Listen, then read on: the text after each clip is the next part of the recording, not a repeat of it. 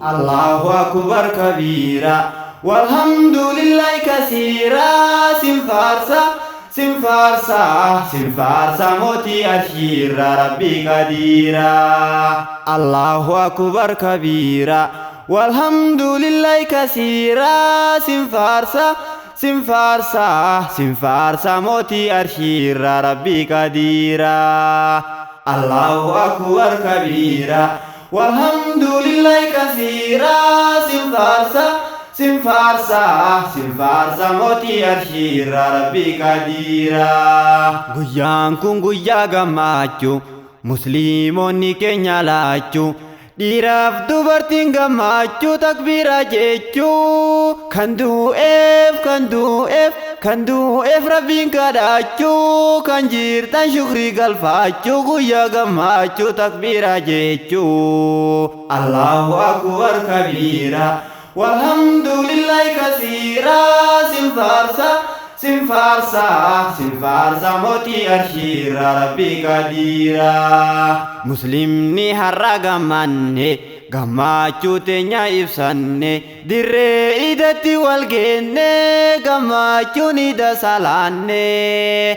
Tokkummaa mata muslima bareedina mul'ifanne alhamdulillahi jecha khaliqaaf shukrii galfanne.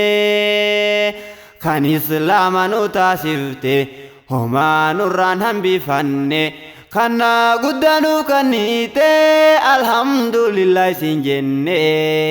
Allahu akbar kabira walhamdulillahi kaseera. Simfarsa moti ashira rabbi kadira.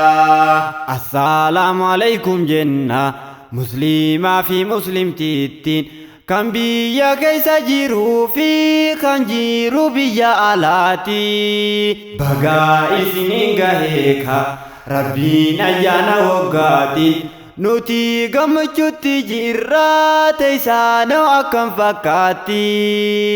Jabaadha nuuf jajjabaadha hundinuu ibaadarraatti ijoollee teessan guddisaa karaa rasuula rabbiitti. Addunyaan har'a xiqqoodha akhiiraan nu dura jirti akka gaafa san milkoofnu fuuldura rabbii guddaatti.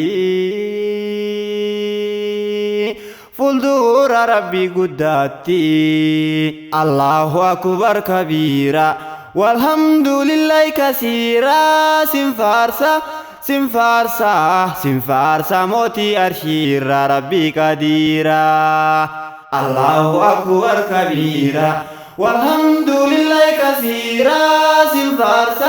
Simfarsa moti ashira rabbi kadira. Muslimni addunyaarra jirtan hunduu shukrii rabbiif galcha isa tumrii nuuf dheeresse faaruun kan rabbii tokkicha. Meeqaatu nu bira deeme manguddoo fi manguddicha nullee deemsi nurraan ooltu carraa eeggacha. Jabaadhu keeyrii hojjaadhu eeggadhu dangaa rabbicha waan inni itti nu ajaajee qaamaa fi qalbiin hojjacha. Tan inni irraa nu dhorke fagaanne irraa baqacha dhukkuba dhibdee keenyaatiif dawaa itti barbaadacha. Dawaan sun illeen qur'aana fudhadhaa godhaa qoricha. Yahudaa eeggacha sunnaasii tuffacha qur'aana qabacha ilmi isaa baracha. Qur'aanni gumaacha jireenya ibsacha gammachuun jiraacha. Qur'aanni kuni riqicha kottuu qabadhu waamicha ibidda jaba jahannam sanirra borsi of oolcha. Nama har'asa qabaate boruu jannatatti galcha.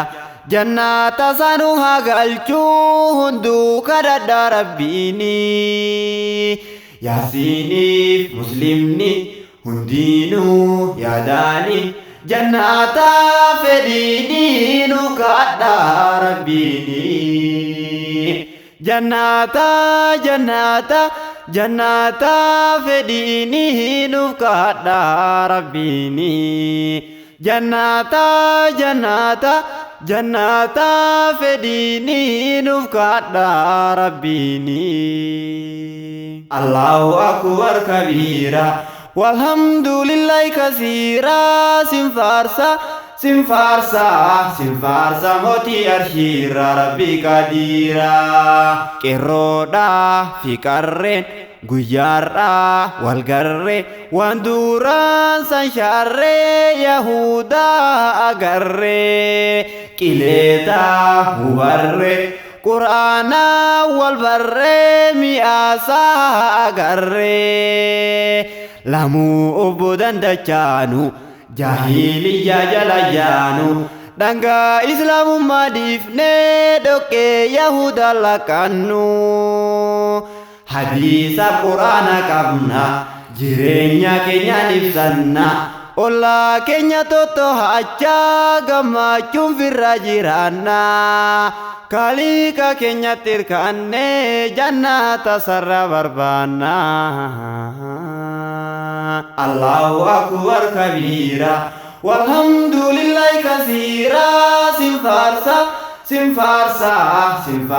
moti arshira rabbi kadira qeerroodha fi qarreen guyyaarra wal garre waan duraan san sharree yahuda agarre qileeta hubarre qur'aana wal barre mi'aasa agarre lamu obbo dandachaanu jahiliyya jala jaanu danga islaamummaa dhiifnee dhoqqee yahuda lakkannu hadiisaaf quraana qabna jireenya keenyaan ibsanna ollaa keenya tottoo'achaa gammachuun firra jiraanna kaliika keenyatti hirkannee jannata sarra barbaanna